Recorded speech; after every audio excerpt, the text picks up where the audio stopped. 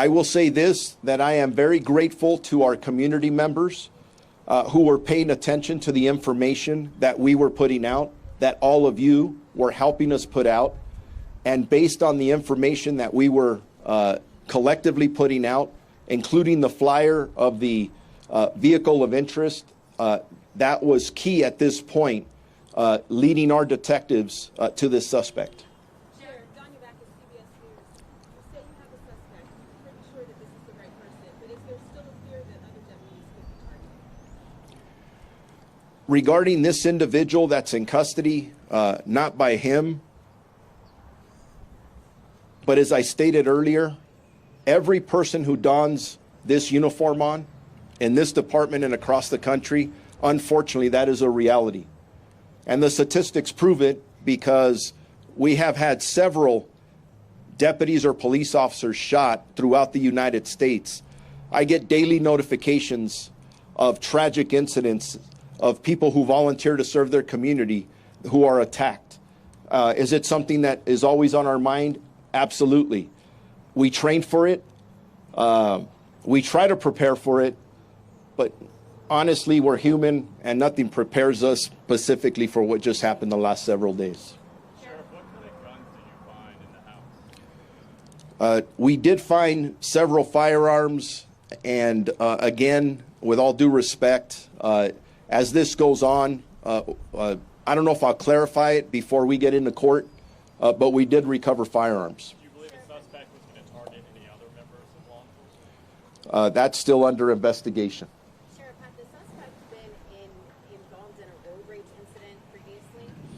That is part of our investigation. Whether it was part of it or not, again, I cannot tell you how honored I am that our community members came forward and we started piecing this puzzle together, but it's not over. I'm still asking people to come forward that may have been involved with this vehicle or this suspect that we arrested. Sheriff Addy, News.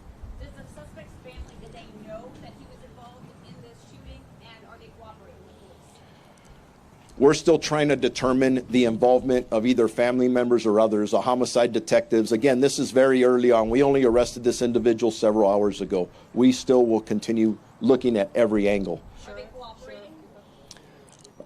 I'm not going to answer that at this point. Thank you.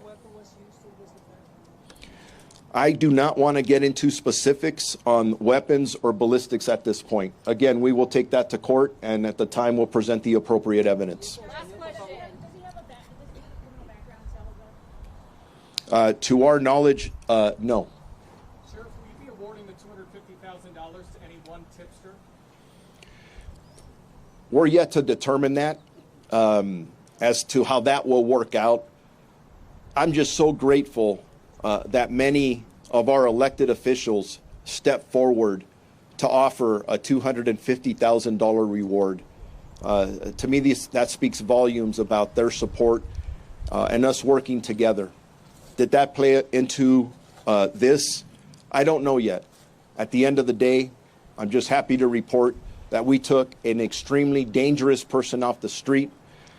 He will no longer threaten our community and no longer threaten any of our deputies. I'll take. Again, those are all excellent questions. We're looking at all that. Can you tell us what's next about the funeral? Will it be public? Will it be private?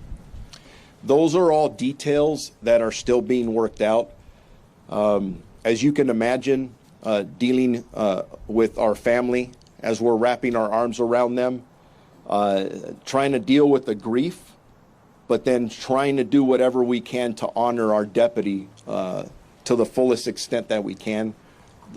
All the details are still being worked out, and as soon as we get them, we'll be able to provide them. Thank you, Evan. Thank you.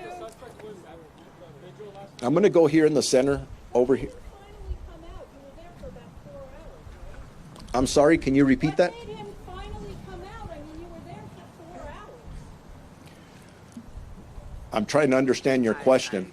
What made him finally come out? No, I heard. For hours. Yes, ma'am. I heard your question. I'm just trying to process it. Okay. I'm processing it because if hypothetically, if we would have gotten there, and in 15 minutes we would have had a deadly confrontation with them, we'd be having a completely different conversation right now.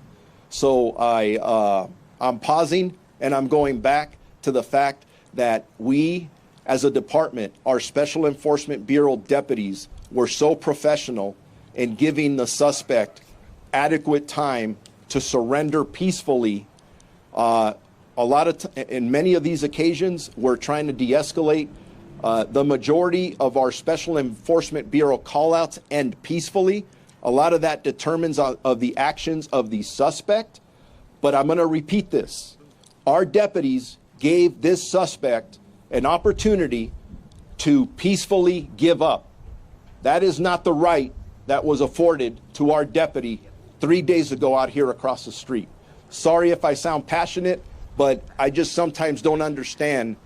You got to ask questions. I respect that, but there's a balance to this, a balance. Okay. With that, and thank you.